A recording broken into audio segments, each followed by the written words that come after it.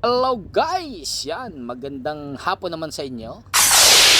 At andito ulit tayo sa ginagawa na diversion road and bypass road dito sa may Bacoor. Yes! Yan.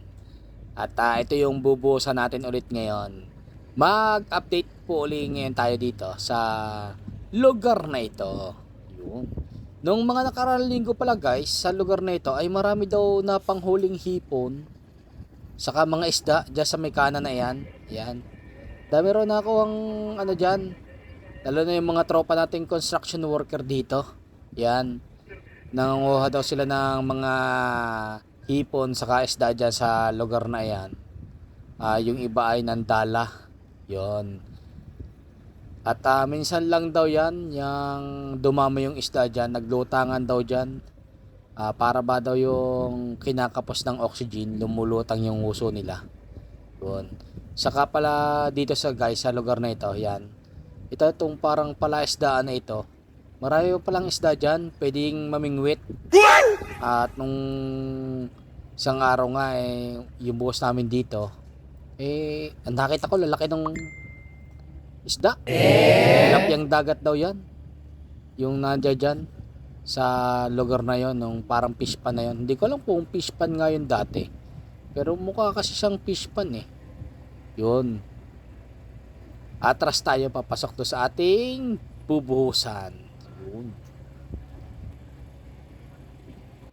Ayan. Tingnan muna natin yung ating bubuhusan dito. Ito nga pala yung mga girdir. Yun no. At dito sa lugar na ito, yan no, makikita nga natin yung ganda ng lugar na ito. Malapit kasi ito sa airport. Yun no, yung eroplano. Tapos yung dagat. Yan yung Cavitex. Yan yung lugar na yan. Yan no, ganda ng view pag nandito. Kaya pala maraming nagagala dito kapag kahapon. Yan, daming nagpapasyal-pasyal dyan sa lugar na yan guys. Yan. At nung mga nakaraan ng linggo, nakita ko sila, parang may kinakapas sila dyan. Ewan ko kung mga tahong ba o talaba yung hinuhuli nila dyan. Ang dami nila. Yung panahon nga na dumagsa yung isda. Yan. Ito guys, site visit muna natin bago tayo umatras. Yan. Ito yung mga Espanya, lalaki. At dito lang tayo tumutungtong sa lugar na ito. Yan, dito tayo umatras. Yan. Sa mga bar na yan. Yun no. Malalaki naman to. Kaya medyo safe naman. Pero nakakaba. Nakakapanginig guys ng tuhod kapag umaatras pala dito yung malaking sasakyan. Lalo na pagka lumalagotok-lagotok yung mga ano niya. Yung bakal niya. Pakiramdam mo ay parang mahuhulog. O parang kusang ka malalaglag kapag umaatras. Yan. Ito nga ang tropa natin ay dito nakagilid sa kabila. At ito yung guys, oh, laki nung ano niya, Espanya. Yan. Yan yung paglalagyan ng girdir. At tayo ngayon ay naandito sa may ibabaw ng dagat. Yan. Ilog yata to sa dagat naghahalo. Kasi pero ang alam ko tubig alat din to eh. Papasok dyan.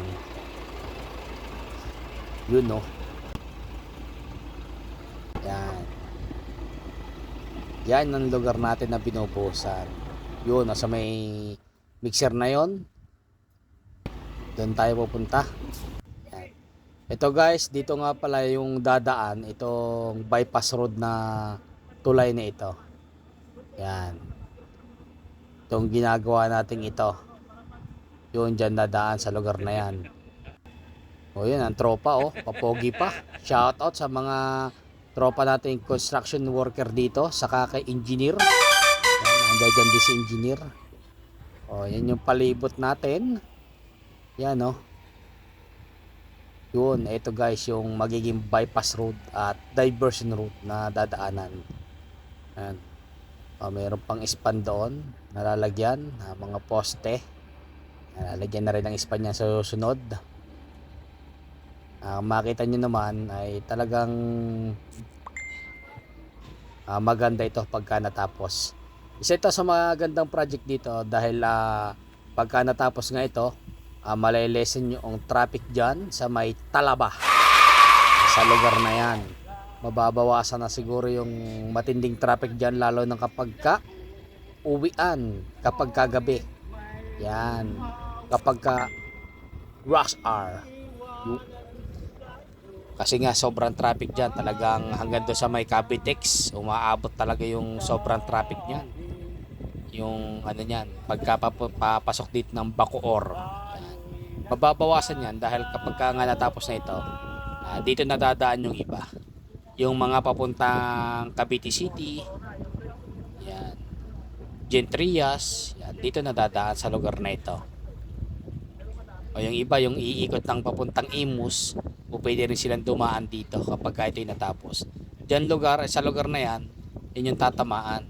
Ewan ko kung tatanggalin pa yung mga bahay dyan, pero parang hindi na kasi parang hindi naman maabot. Yung pinakagilid lang siguro ng bahayan, yung may mahagip dyan sa lugar na yan. Yan. Diyan pupunta guys, yan yung may bakanting loting yan. Sa ibabaw na yan, yung may mga sasakyan na yon. Diyan tatagpo itong ating ginagawa nito kapag natapos yan sa lugar na yan. At ang plano nga niyan guys, itong pinakagilid ng dagat na ito hanggang doon sa may likod ng Covelandia at papuntang Cavite City ay gagawa ng mga gantong bypass road para mas mabilis yung daloy ng sasakyan.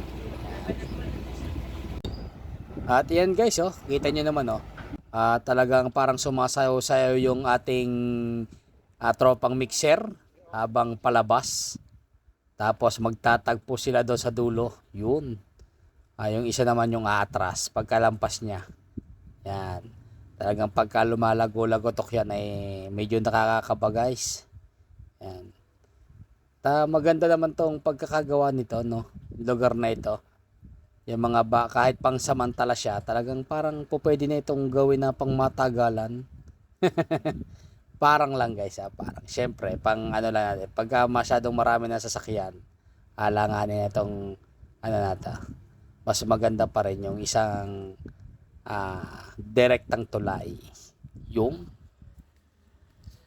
maatras ngayon guys yung tropa. Yan, medyo yun yung nakakakabay, yung umaatras ka. Yan Tapos lumalagotok yung bawat bakal na yan kapag medyo naano ka, umaatras. Tapos nayugyug ng konti, parang ikaw ay malalaglag bigla. Pero syempre hindi naman ganun yan, matibay yan guys. Yun nga, medyo nakakabalang. Ito guys yung ating pagbubuhos dito sa ating site diversion road at bypass road ng Bacoor. Yan. Medyo hindi lang to kita dyan sa may labas kapag dumadaan ka mismo sa mismong highway. Matatanaw lang ito kapag doon ka sa may Cavitex. Yan Okay. Yan na. Kita nyo naman guys kapag nandito na, parang ang kipot na ang late na nung daan. Ayos na yan.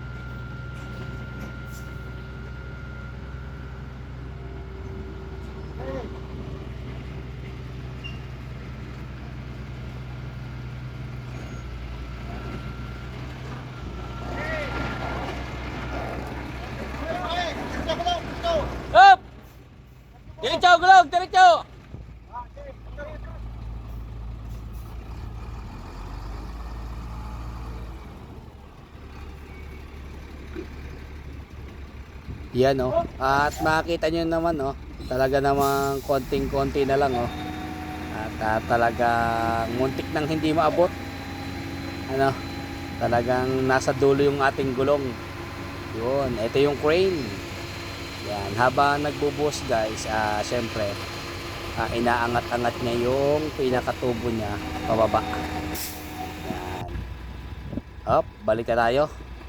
Yun oh. Kaya abang-abang lang sa magandang project dito sa may Bacoor na magpapa wala ng trapiko dyan sa lugar na yan ng Talaba at sa lugar ng Bacoor. Yun, hanggang dito na lang. Thank you.